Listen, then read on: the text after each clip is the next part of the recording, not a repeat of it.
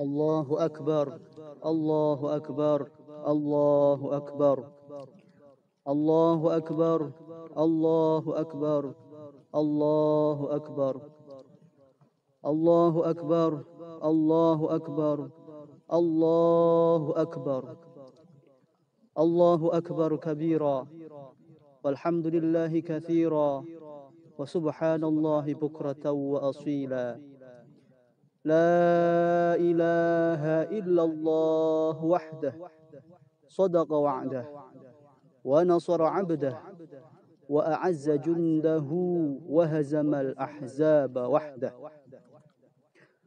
لا إله إلا الله والله أكبر ولا نعبد إلا إياه مخلصين له الدين ولو كره الكافرون لا إله إلا الله والله أكبر الله أكبر ولله الحمد الحمد لله الذي أكرمنا بنعمة الإيمان والإسلام وصلى الله وسلم على سيدنا محمد خير الأنام وعلى آله وصحبه ما دامت الأيام أما بعد فيا عباد الله أوصيني نفسي وإياكم بتقوى الله اتقوا الله اتقوا الله اتقوا الله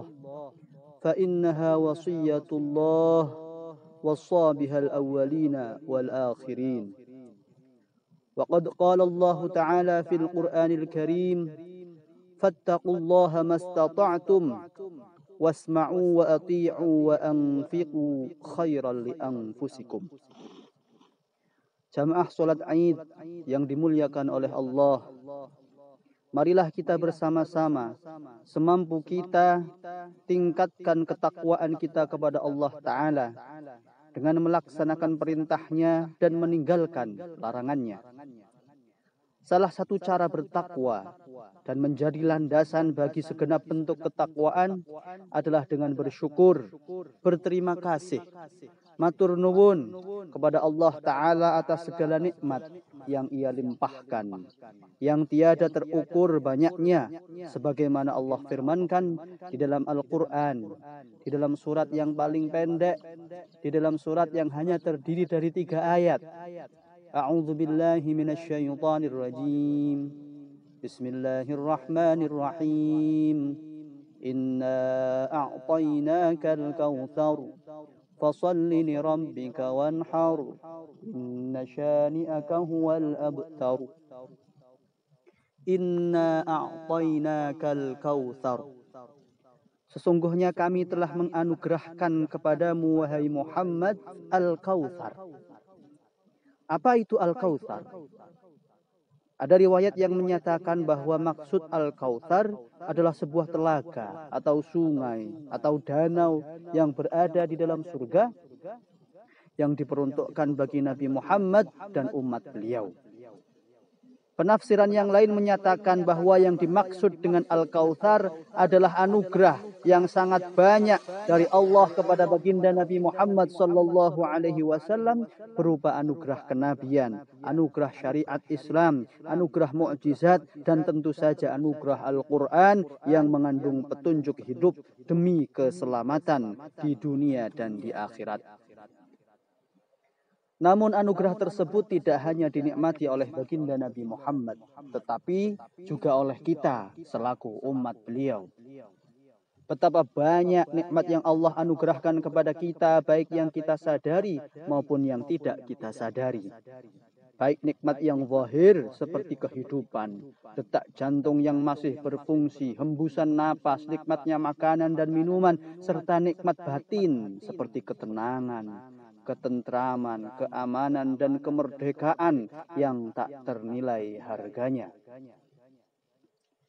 Adapun yang lebih agung dari itu semua, yang paling mulia dari semua kenikmatan tersebut adalah nikmat iman, nikmat keyakinan kepada Allah, nikmat ketundukan kepada agama Islam, nikmat kerinduan kepada baginda Nabi Muhammad sallallahu alaihi wasallam.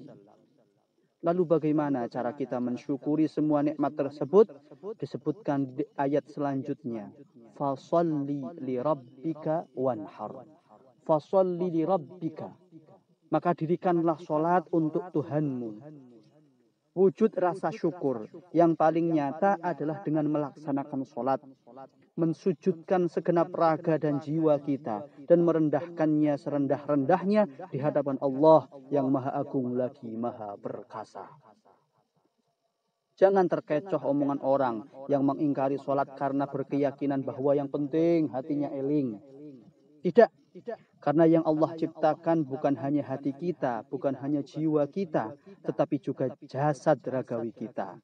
Yang mana semua anggota tubuh kita ini, dari ujung rambut sampai ujung kaki, semuanya berhak diajak sujud dan bersimpuh di hadapan Allah dalam bentuk sholat. Selain itu Rasulullah Shallallahu Alaihi Wasallam juga bersabda, "Awwalu ma yuhasabu bihil abdu yaumal qiyamati as-salah." Bahwa amal ibadah seorang hamba yang pertama kali akan dihisab di akhirat kelak adalah sholatnya.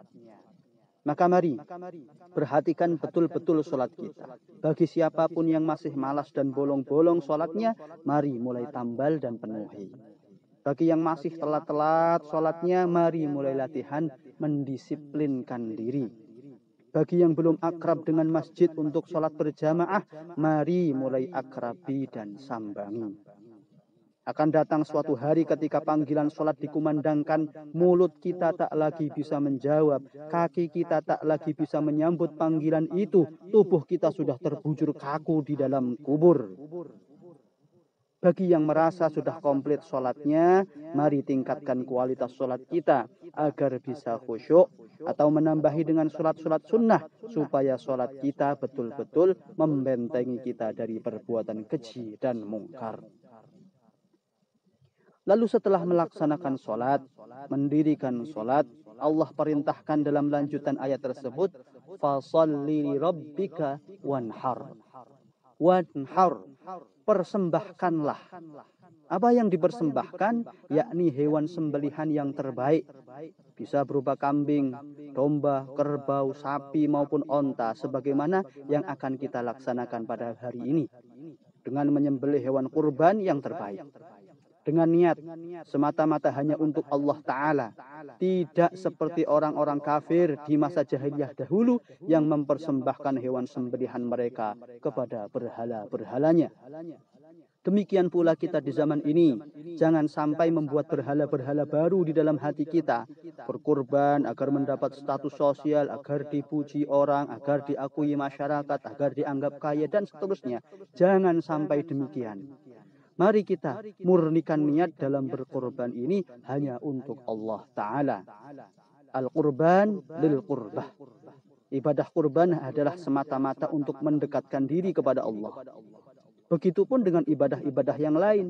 Kita niatkan, kita maksudkan untuk mendapatkan ridha Allah Ta'ala. Memancing rahmat darinya menjadi wasilah keselamatan kita kelak di akhirat. Sebab sudah Allah Ta'ala tegaskan di dalam Al-Quran, la yanalallaha luhumuha wala dima'uha walakin yanaluhu taqwa minkum. Bahwa yang akan sampai kepada Allah Ta'ala dari ibadah kurban ini bukanlah dagingnya maupun darahnya, apalagi tulang dan kulitnya, melainkan kemurnian niat kita, keikhlasan kita, ketakwaan kita. Ibadah kurban menjadi salah satu dari sekian banyak jenis ibadah harta yang tentu saja punya fungsi sosial.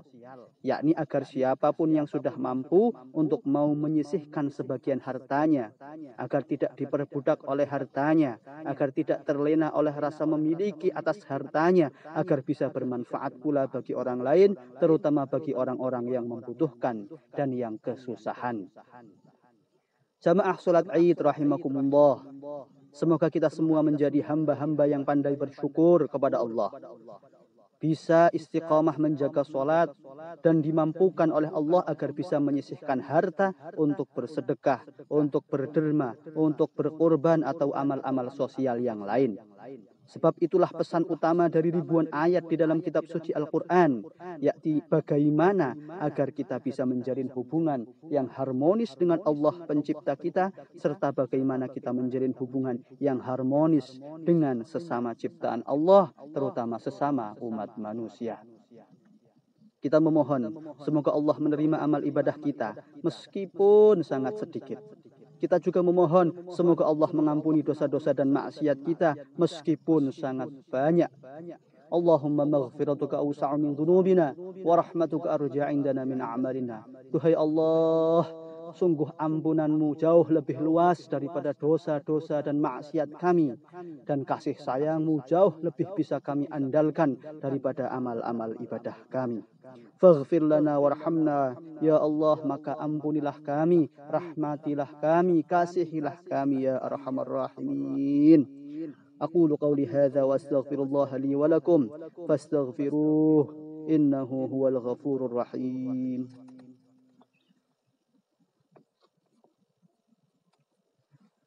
Allahu akbar, Allahu akbar, Allahu akbar. Allahu akbar, Allahu akbar, Allahu akbar. Allahu akbar. Allahu akbar kabira, walhamdulillahi katsira, wa subhanallahi bukratan wa asila. La ilaha illallah wallahu akbar. Allahu akbar, walillahil hamd. Alhamdulillah alladzi an'ama ilayna al-yaqin wal iman. وصلى الله على من خلقه القرآن سيدنا محمد حبيب الرحمن وعلى آله وصحبه إلى آخر الزمان. أما بعد فيا عباد الله أوصيني نفسي وإياكم بتقوى الله فقد فاز المتقون. اتقوا الله حق تقاته ولا تموتن إلا وأنتم مسلمون. وقال الله تعالى في القرآن الكريم إن الله وملائكته يصلون على النبي يا أيها الذين آمنوا صلوا عليه وسلموا تسليما. اللهم فصل وسلم على سيدنا محمد وعلى آله وصحبه أجمعين وارض عنا معهم برحمتك يا أرحم الراحمين. اللهم اغفر للمسلمين والمسلمات والمؤمنين والمؤمنات الأحياء منهم والأموات إنك سميع قريب مجيب الدعوات. اللهم اغفر لأمة سيدنا محمد. اللهم ارحم أمة سيدنا محمد. اللهم اصلح أمة سيدنا محمد. اللهم فرج عن أمة سيدنا محمد فرجا عاجلا يا رب العالمين ويا خير الناصرين برحمتك يا أرحم الراحمين. عباد الله، إن الله يأمركم بالعدل والإحسان وإيتاء ذي القربى وينهى عن الفحشاء والمنكر والبغي يعظكم لعلكم تذكرون. واذكروا الله العظيم يذكركم واشكروه على نعمه يزدكم ولذكر الله أكبر.